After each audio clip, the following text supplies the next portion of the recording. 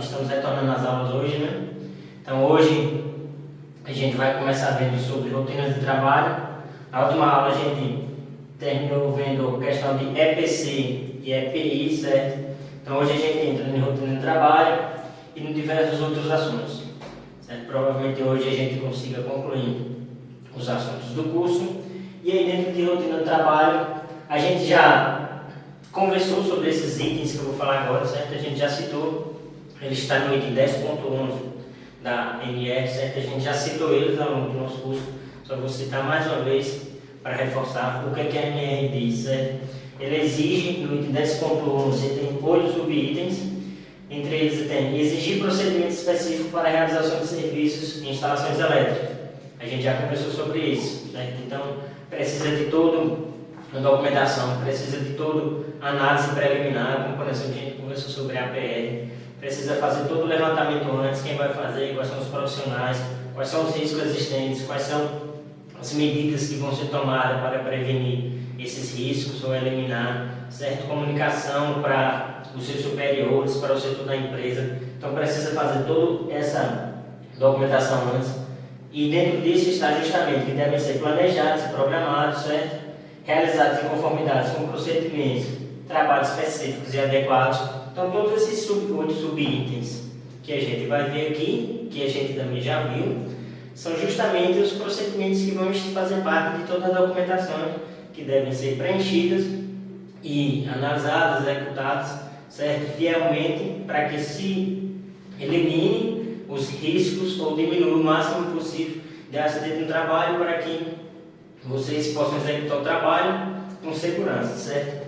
Então, dentre eles também devem ser precedidos de ordem de serviço com a especificação mínima do tipo de serviço e dos procedimentos a serem adotados, certo? Aqui a gente tem um exemplo, por exemplo, de ordem de serviço. A gente já conversou de diversos outros documentos, dentre eles também a gente tem a ordem de serviço, onde que a gente teria, por exemplo, a número OS, ou seja, o número da ordem de serviço, o tipo de serviço, o local onde ele vai ser executado, a data, certo?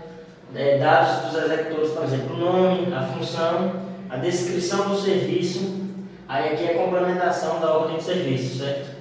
O procedimento de trabalho vai ser executado, a data, o nome, o cargo da pessoa que vai estar sendo responsável. Isso aqui é apenas um modelo, certo? Cada empresa adota o seu, inclusive tem softwares que para determinada área, para cada área já tem diversos softwares que já emitem essa ordem de serviço automaticamente. Você só vai ter que chegar lá e preencher basicamente, por exemplo, como uns dados desses. Ele vai lá na tela, no software, preenche e ele já emite a ordem de serviço automaticamente. Então, se a empresa quiser adotar um modelo pronto para chegar lá e preencher, tranquilo. Se ela já tiver seu software, melhor ainda. Só chegar, preencher e o software já emite automaticamente, certo? Então, dentro das rotinas de trabalho, as instruções de segurança do trabalho necessárias à realização de serviços em eletricidade devem conter, no mínimo, diversos itens que a gente vai ver aqui ao longo do curso hoje, a gente já discutiu antes, certo? Não de modo tão formal como a gente vai ver hoje, mas a gente já discutiu, como por exemplo, as instruções de segurança com certeza, tem que ter pelo menos um objetivo, certo? Dentre eles também tem que ter campos de aplicação, base técnica, competências e responsabilidades, disposições gerais, medidas de controle e orientações finais, ou seja, lógico que todos os documentos vai ter que ter justamente qual é o objetivo de trabalho, qual a base técnica, qual o responsável, certo? Quais são as medidas de controle para eliminar ou evitar determinados riscos de acidente. Então a gente já conversou isso diversas vezes ao longo do curso e agora a gente está só reforçando mais uma vez, certo?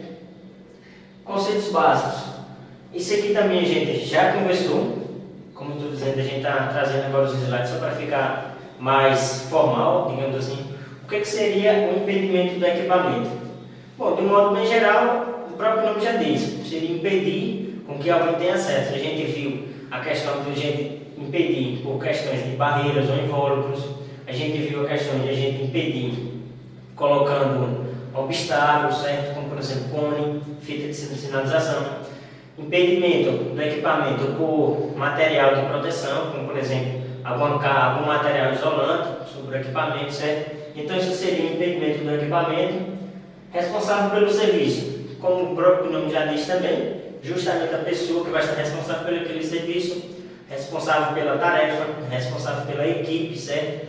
E é a pessoa que vai estar trabalhando, se preocupando, vai estar fazendo o levantamento antes, junto com a equipe, de quais são os perigos naquele trabalho que vai ser executado, quais são as medidas que devem ser tomadas, isso junto com outros setores de segurança. Se a empresa tiver, ele vai ser quem vai fazer a ponte direta entre o serviço e a administração da empresa, ou o próprio patrão, certo? Quem vai estar tomando também as devidas decisões em caso de alguma necessidade de última hora, certo? Então, tudo é o responsável pelo serviço.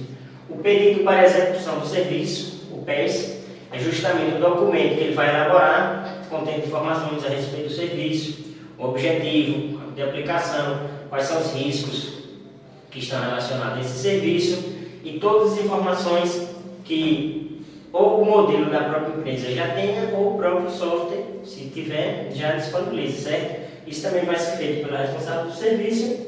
Tem a AES, que é a autorização para a execução do serviço. Isso aqui também é outro documento, só que esse aqui agora é de responsabilidade da empresa, determinado setor da empresa, que vai receber a PES, analisar e vai dar a AES, autorizando para que a pessoa e a equipe possa fazer a realização do serviço que foi solicitado, certo? Então, dentro disso também a gente tem a questão do desligamento programado. Desligamento programado seria justamente uma rotina de trabalho que vai ser executada, certo? Só que para isso vão haver diversos desligamentos programados, ou durante o dia, ou durante semanas, meses, certo? Só que com datas, horários específicos, tempo de duração, certo? Esses desligamentos programados devem ser amplamente divulgados para que setores da empresa ou clientes, dependendo do tipo de empresa, não venham a ser prejudicados, ou seja, eles sejam avisados antecipadamente para que possam tomar suas devidas providências, certo? Então, instalações elétricas desenergizadas. Por que está parecendo repetitivo isso que a gente viu aqui? Porque isso aqui a gente está dentro do tópico de rotinas de trabalho. Então, tudo que a gente veio falando ao longo do curso, a gente sempre relacionou atividades. Então, se a gente relacionou atividade, a gente estava justamente relacionando rotina de trabalho, certo? Como esse tópico é específico de rotinas de trabalho, é justamente por isso que está aparecendo repetitivo que a gente vai ver. Porque a questão de trabalhar com instalações elétricas desenergizadas, a gente já viu isso de forma indireta, lá na parte que a gente estava vendo quais são os procedimentos que a norma considera que devem ser seguidos, os passos, para que a gente tenha uma instalação desenergizada, certo? Não sei se vocês lembram que a gente tem seccionamento, certo? Impedimento de reenergização, constatação da ausência de tensão, instalação de aterramento temporário, proteção das partes energizadas dentro do ambiente da zona de controle e impedimento, ou, na verdade, colocação da sinalização para impedimento de reenergização, certo? Então, seguindo esses 6 passos, a gente garante que o circuito, ou toda a empresa, o setor, certo? Esteja desenergizado. Tem a questão de liberação para serviço, que vai ser executada pelo profissional responsável pela execução dos trabalhos. Ou seja, a liberação para serviço vai ser o profissional que está responsável pela execução, então ele vai analisar, ele já vai ter feito todo o levantamento antes, quais são os riscos, o que é que precisa ser tomado, as medidas cabíveis. E aí, antes da execução do serviço, ele vai liberar para executar o serviço ou não, pois ele é o responsável. Então, ele observou, certo? Olhou, observou, está tudo tranquilo para liberar o serviço, ele vai liberar o serviço, certo? E apenas os profissionais capacitados, devidamente orientados e com equipamentos de proteção e ferramental apropriado é que serão liberados para a execução do serviço. A gente viu, durante o curso também, que para cada atividade vai ter EPI específico, EPC específico, profissional capacitado, profissional habilitado, certo? Profissional legalmente habilitado. E então, para que você vai ter treinamentos específicos também Então, para que o profissional que esteja responsável pelo serviço libere a execução do serviço, ele só vai poder liberar para a pessoa que esteja capacitado para realizar aquela tarefa, certo? Que já tenha, que cumpra todos os requisitos necessários, certo? Dentro disso aí a gente tem também rotinas de trabalho, sinalização de segurança, que a gente já viu também diversos EPCs, certo? Que servem para sinalização de segurança, inclusive hoje em dia as próprias roupas de trabalhadores, certo? Em determinados serviços já servem como sinalizador de segurança, tem as faixas nas roupas que dá para perceber a longa distância, certo? Por questão do reflexo da luz, certo? Então a sinalização de segurança tem que ser um procedimento padronizado, como por exemplo, a gente citou lá no caso também de considerar o circuito desenergizado, depois a gente conversou sobre a questão da gente impedir que o equipamento seja energizado, no caso colocando cadeado, colocando placa, certo? A gente chegou a discutir que algumas empresas adotam padrões de cores para determinados setores, então isso seria um procedimento padronizado, certo? Então cada setor poderia ter uma cor no cadeado, um tipo de cadeado. Então isso pode variar de empresa para empresa, mas é importante ter um procedimento padronizado para que a coisa fique organizada, para cada setor também saiba qual outro setor que está emitindo um determinado serviço, ou se for uma coisa geral, dependendo da sinalização, se for geral, que fique padronizado. Cada setor, quando for utilizar, vai estar utilizando o padrão, certo? Para não haver divergências na hora de estar utilizando. Destina-se a alertar, avisar, orientar, com certeza, certo? Se é uma sinalização de segurança, então ele vai ter que estar avisando, orientando, certo? Vai estar alertando a pessoa para o risco que existe ali. Não só o trabalhador, pode ser terceiros também, certo? Transeuntes e tudo mais. Proibir ou restringir acesso, com certeza. A gente tem aqui, por exemplo, algumas placas. Por exemplo, perigo de morte, alta tensão. Então, a gente viu que isso pode ser a isolação, impedimento do equipamento pode ser por barreiras ou invólucros, só que isso não garante 100% que a pessoa não vai ter acesso, porque ele pode ir lá e pular e entrar, mesmo estando com o cadeado, ainda é possível a pessoa ter acesso, caso ela queira, só arrombar o cadeado, só que aí, como a gente já conversou, só se a pessoa estiver querendo se suicidar, certo? Caso contrário, está cumprida a norma. Identificar circuito ou parte dele. A gente conversou também, lembra que a gente viu a questão os diagramas elétricos? Lembra que a gente viu que o diagrama unifilar tem toda a identificação do circuito, tem toda a identificação dos componentes que faz parte, justamente por causa disso também. Dentro da rotina de trabalho, a sinalização de segurança pode vir para identificar determinado circuito ou parte dele, certo? Pode ser um circuito mais específico, uma parte mais específica, necessita de mais atenção e tudo mais, então pode haver uma sinalização de segurança para aquela parte específica, certo? E aí a sinalização de segurança deve atender, entre outras situações, as seguintes: identificação de circuitos elétricos, travamentos e bloqueios de dispositivos e sistema de manobras e comandos. Como eu disse, isso aqui agora está ficando bem tranquilo para vocês, porque a gente já veio trabalhando isso de forma indireta, certo? Então, tudo que eu estou falando aqui para vocês agora, eu tenho certeza que está óbvio que deveria ser feito assim, porque a gente já veio trabalhando isso ao longo do tempo de forma indireta, certo? Dentro deles também a gente tem restrições e impedimento de acesso, delimitações de áreas, sinalização de áreas, de circulação de via pública, de veículos, de movimentação de carro, ou seja, a questão de utilização de EPC, a questão de utilização de EPI para sinalizar, a questão de restringir acesso, colocando cadeados, colocando placas de sinalização, certo? Então a gente já discutiu sobre isso tudo. Impedimento de reenergização também foi discutido. Então, toda essa parte, digamos, agora oficial de rotina de trabalho, a gente já foi preparado para chegar aqui agora e entender tranquilamente desde o início do curso, desde o começozinho que a gente veio trabalhando isso de forma indireta, certo?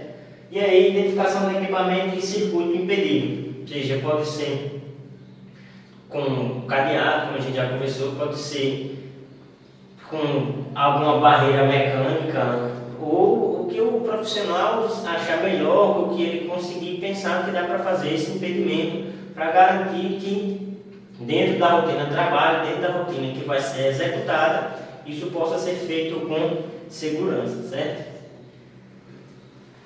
Então, qual é o objetivo da inspeção de ferramentas, serviços e equipamentos?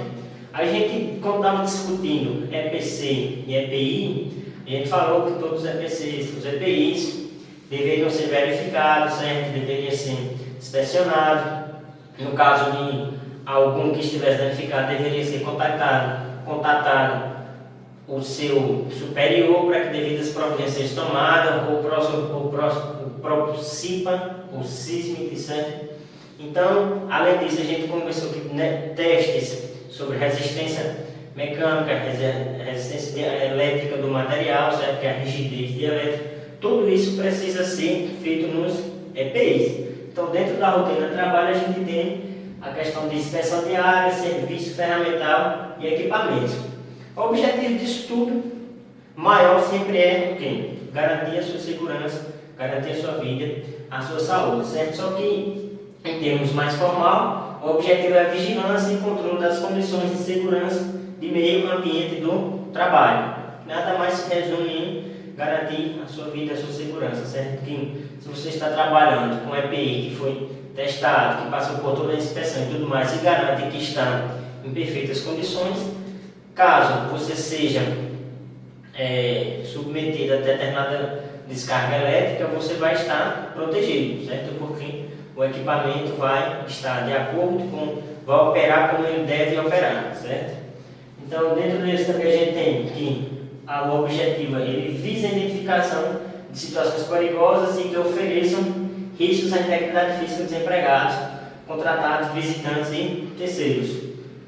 Parece estranho, mas sim, visitantes e terceiros, porque se a gente for fazer visita em determinadas empresas que trabalham com o setor de eletricidade, o setor de produção e tudo mais, como no hidrelétrica, por exemplo, na subestação, antes de entrarmos, com certeza vamos passar por toda uma fase de orientação. A gente vai ver mais na frente também que é necessário isso, a fase de orientação. Quando a gente vai lá em combate a incêndio, a gente vai ver também que dentro dessa fase de orientação eles vão orientar, caso ocorra algum incêndio, alguma explosão, como que deve ser feita, como que deve ser o comportamento de cada um, quem que eles devem seguir. Nessas visitas também eles vão dar EPI para que a gente possa utilizar, certo? Então, a inspeção, quando se faz a inspeção dos EPIs, não está garantindo só a segurança e a vida dos trabalhadores, está garantindo a segurança e a vida de terceiros também que possam ir nessa empresa e sejam submetidos a utilizar esses EPIs, certo?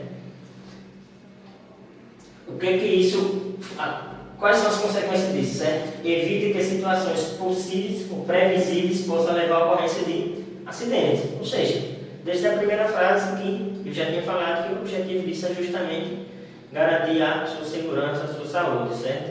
Então, se estiver tudo ok com os EPI, com os EPCs, então isso com certeza vai eliminar possíveis acidentes que irão ocorrer caso os EPIs e EPCs não sejam submetidos a esses testes, a essas inspeções e possam ser servidos para o trabalhador, para terceiros, visitantes, de forma danificada ou não com sua eficiência. Certo? Dentre eles também, a gente já conversou também a questão de documentação da instalação, certo? Então, ele está no item 10.2 da NR10, deve ser adotadas medidas preventivas de controle do risco elétrico e outros riscos adicionais, mediante técnicas de análise de risco. A gente conversou muito bastante aqui sobre técnicas de análise de risco, tivemos diversas aulas, conversamos sobre diversos documentos, entre eles a gente citou a APR, Análise Preliminar de Risco, certo? Então, quando a gente estava tratando de APR, lá dentro do técnico de análise de risco, a gente já estava se preparando para, quando chegar em rotinas de trabalho, apenas só fazer esse feedback, certo? Só voltar a fazer essa realimentação e rebuscar essa informação, certo? Dentre eles também, o que é que a documentação das instalações são necessárias? As medidas de controles adotadas deve integrar-se as demais iniciativas da empresa, tais como políticas corporativas e normas do âmbito de preservação da segurança, da saúde e do meio ambiente de trabalho. Se vocês estiverem prestando atenção lá no início das aulas, tenho certeza que vocês se recordam que eu falei exatamente essa mesma frase para vocês, justamente porque ela está no item 10.2 da NR. Então, o trabalhador deve se integrar às demais iniciativas da empresa, certo? Por quê? Se tiver treinamento de combate a incêndio, treinamento de outros ANR, treinamento da NR 23 e tudo mais, então ele deve estar sempre integrando-se esses treinamentos para que isso se encaixe às demais rotinas de trabalho, certo? E quando a gente conversou isso lá mais uma vez, a gente indiretamente estava dentro de rotinas de trabalho, certo? Então, dentro das documentações ainda, de acordo com 10.2, a gente tem: as empresas estão obrigadas a manter prontuário com documentação necessária para a prevenção dos riscos durante a construção, operação e manutenção do sistema elétrico, tais como: a gente conversou sobre isso também, certo? Que a empresa precisa de uma série de documentação. A gente só vai citar mais uma vez esses documentos aqui. Depois, a gente vai relembrar novamente que para as empresas com carga instalada supera a 75 kW, as empresas precisam destas documentações e mais outras documentações ainda, certo? Porque não tem muito o que a gente inventar aqui. Isso tudo está dentro de rotinas de trabalho que está definida nos itens da NR, certo? Então, no próximo bloco a gente dá continuidade na questão da documentação, certo? Para todo tipo de empresa e documentação para empresas com carga superior a 75 kW e damos continuidade no assunto. No próximo bloco a gente continua, pessoal.